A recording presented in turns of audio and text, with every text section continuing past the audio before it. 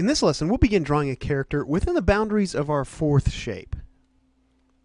Alright, so up until now we've been taking an initial shape, and we've done this 3 times with 3 different characters, and developing a character within the boundaries of that shape. And you can see here the 3 characters we've done in previous lessons. So, we've got 2 more shapes. Let's go ahead and get on to the 4th shape here. Now, we've got this shape here. This is a very odd shape. Now, I'm seeing here a nice head shape, but, this is pretty long to be a neck. Well, we're doing females, and we've been doing fairly stylized females up until now, so, I don't see any reason to deviate from that, and I don't see any reason why this can't be the neck of a character. So, let's just go ahead and dive in and get started just like we have in previous lessons. Let's go ahead and draw in an ellipse shape here. So I'm going to go ahead and adjust my opacity to about 30%, and let's go ahead and begin with our ellipse. So we're going to draw in an ellipse shape here.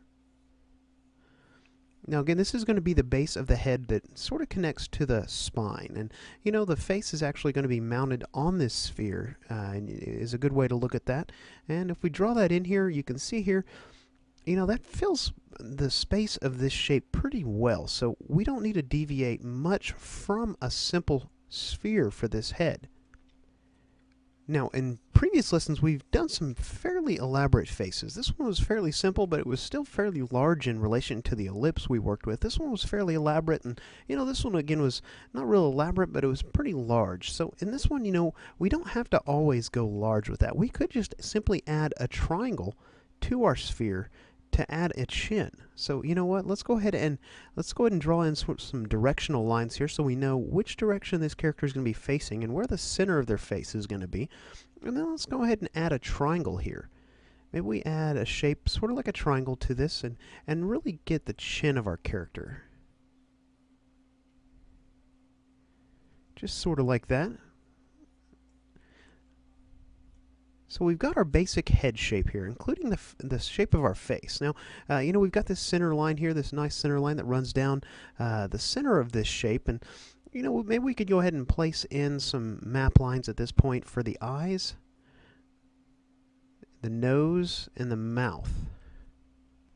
Now, as a general rule of thumb, the eyes are going to be in the center of the face, center vertically. So you're going to have as much room above them as you are below them. Now, oftentimes the space above is covered by the hair, and you don't really see that, so it appears that the eyes are actually higher on the face.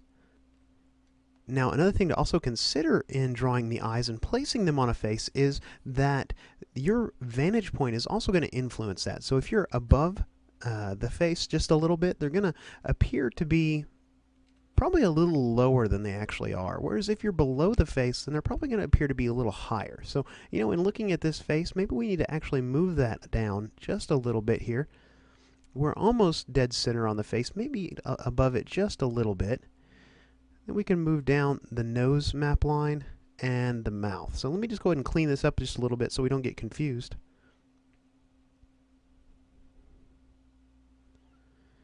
And let's go ahead and get rid of this line right here.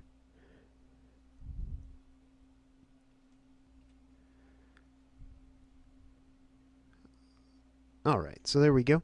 Let's come in it now, and let's go ahead and add in our nose line and our mouth line here. So the mouth will be right about here. Nose will be right about here. We can go ahead and draw those around and let them wrap around this shape, just so we can kind of see how these features are going to transition from the side of the face that's closest to us to the side that's further away.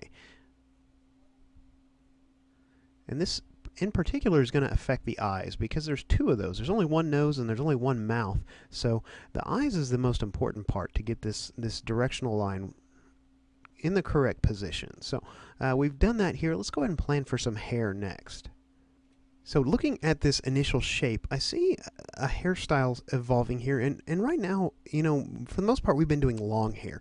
With this shape, I see sort of a bob haircut, and I'm not sure if you're familiar with that, but it's going to have sort of a part in it like this, and maybe we're going to have a portion of the hair that actually wraps in front of the face just a little bit. Maybe it comes down and around sort of like this.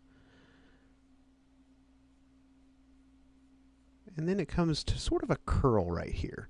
Now I'm going to deviate a little bit from our initial shape, but that's okay. Let's go ahead and wrap this other side around as well. kind of have a little divot right here where the part is, and then we'll come in and draw another shape here, kind of amoeba-like, for this other side of the hair. Maybe there's another curl right about there. And we'll just bring this on down and around.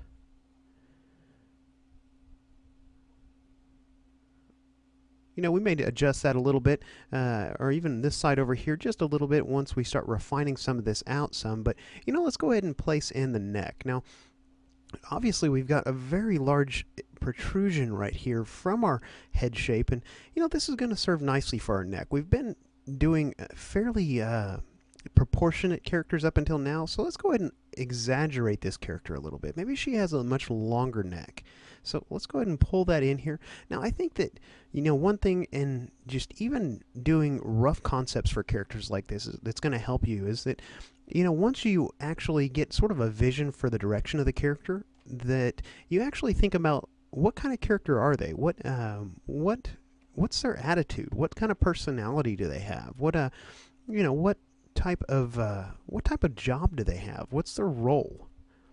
Oftentimes, when you determine this kind of stuff, you can actually sort of draw in some features and some of the character's look based on this information. So, I'm kind of down here exploring how this neck's going to connect to our character's shoulders, and maybe she's wearing sort of a dress. Maybe this is sort of a very angular character, very simple character, but yet, maybe she's very high into fashion. So let's go ahead and give her sort of a very minimalistic but yet high fashion type dress here. Maybe it's got these sort of angular sleeves, and maybe she's got arms that are very similar in width or to her neck as far as the style of them. So let's come in here just sort of like this, and maybe we pull in one there, and let's pull one straight down.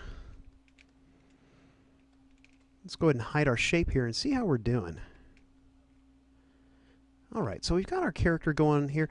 She's got a fairly thick neck. We might need to actually thin that up just a little bit down here towards the base. It looks like it gets a little bit too thick to me. So I'll go ahead and quickly draw in some of those lines here. And maybe, she's got sort of a necklace on of some kind. Maybe we give her sort of this little, or actually very large pearl type necklace, very large beads or pearls kind of encircling her neck here. This repeating shape is actually going to play off of the shape of, or the overall shape of our character's head. And adding repeating elements like this in an illustration, especially when it's subtle like this, is really going to help a character to be able to be latched onto by an audience. So I'd highly recommend incorporating some repeating elements into your illustrations or into your characters, and hide them in there. Make it as subtle as these round spheres on our character's necklace, and then the sphere-like shape of her head. So moving back up to our character's head here, let's go ahead and start thinking about some of her features, some of her eyes and her nose and things like that. So, again, the nose is going to be fairly small and dainty. I want her to be fairly feminine. So let's go ahead and just do in a little upturned nose here. Maybe we need to get rid of this map line just a little bit so we can see that a little more clearly. Alright, so, a little upturned nose. We can refine that later. And let's come in and pull in some eyes. Let's go ahead and plan out for those eyes now. In looking at this, I may even lower that line that we laid down for the eyes a little bit lower, maybe around in this area, after looking at this a little further. So let's go ahead and bring in those eyes. Let's go ahead and just kind of place in a couple dots here to plan those out. Maybe right here and right here. And let's go ahead and think about a little different style of eye than we've done so far. Let's go ahead and maybe we have an eye that has a straight upper portion. Maybe it's got a straight portion here, still at a little bit of an angle though, and then we have kind of a straight line there. Now these really aren't straight lines. There's actually going to be a little bit of a curve to these, and maybe kind of hard to see that with as messy as I'm laying them down, but maybe we curve it sort of like that. And then there's a larger curved line down here at the bottom of the eye. Sort of like that. It comes to almost a point right here at the top, and that's where we'll go ahead and put in our eyelashes. And you know, this is actually a little bit deceiving. Let's go ahead and get rid of that, and let's go ahead and think about the placement of the eye, where she's going to look. So let's go ahead and maybe pull in an iris right here, and maybe a pupil right here. Color that in just a little bit. Let's go ahead and do the same thing on the other side. Let's go ahead and pull in the same type of an eye.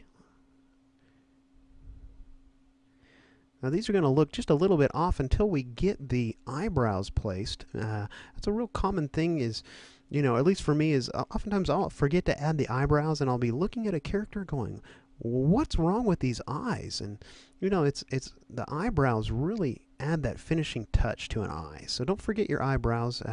Don't forget to play with different positions for the eyebrows, and think about maybe the type of personality your character has, and you know how the eyebrows can lend to that, or can contribute to that.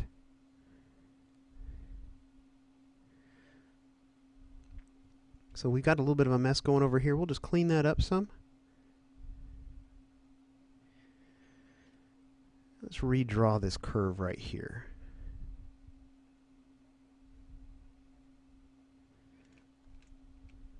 Alright, so we're looking pretty good.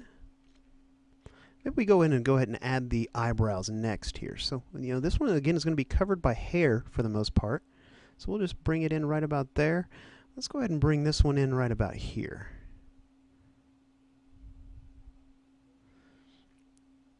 I mean, we may need to refine this part just a little bit in the hair, this tuft of hair that's overlapping her face. But, you know, for right now, I think the placement of the eyebrows and the emotion that's conveyed is going to be more important. So let's go ahead and put that in there, and let's move down her face and focus in on the mouth and that lips. I think for this character, let's go with a fairly small mouth. She's got really dainty features and really small features here. She's very slender, so let's come in here now and just pull in a really small mouth, but yet she's high fashion, so she's going to have fairly developed lips. Maybe they're, you know, she's wearing some in-style lipstick or something like that. So let's come over here, give her lips. Maybe she's got her mouth open just a little bit.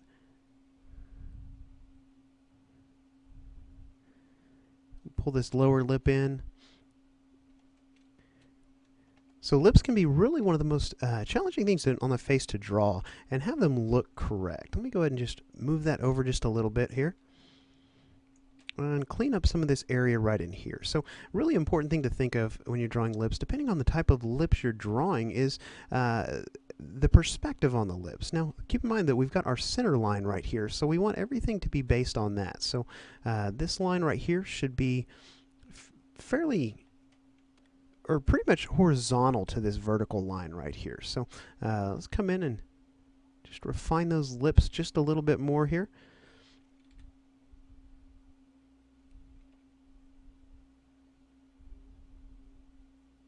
Alright, so we're looking pretty good.